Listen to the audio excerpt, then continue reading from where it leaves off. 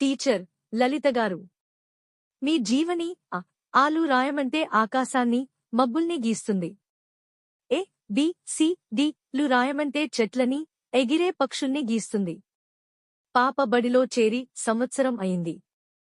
ఇంకా వర్ణమాల రాలేదు.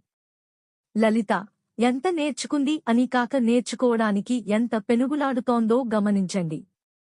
నెమ్మదిగానే దాని మస్తిష్కం గ్రహిస్తుంది. వందల కొద్ది పిల్లలకు మీరు విద్య నేర్పి ఉంటారు. కానీ జీవని లాంటి పాప తటస్థపడి ఉండదు. జీవనిని ఛాలెంజ్గా తీసుకోండి.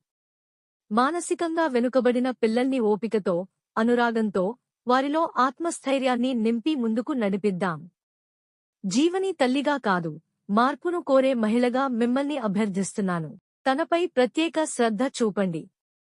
తనను నిరుత్సాహపరచకండి. ప్లీజ్. ప్రధానోపాధ్యాయురాలు లలిత గారు, మీ అమ్మాయిని ఇంక ప్రత్యేకంగా చూస్తాం. మీతో పాటు మేము కూడా జీవనికి ఇష్టమైన రంగంలో అభివృద్ధి చేయడానికి కృషి చేస్తాం. పాప బాధ్యత మణిభూషణ్ మేడం గారికి అప్పచెబుతున్నాం. ఆమెకు పిల్లలన్నా, పెయింటింగ్ అన్నా ఇష్టం. లలిత, థాంక్యూ మేడం. స్కూల్ స్టాఫ్, శుభాకాంక్షలు లలిత గారు. జీవని పెయింటింగ్కి అంతర్జాతీయ గుర్తింపు వచ్చింది.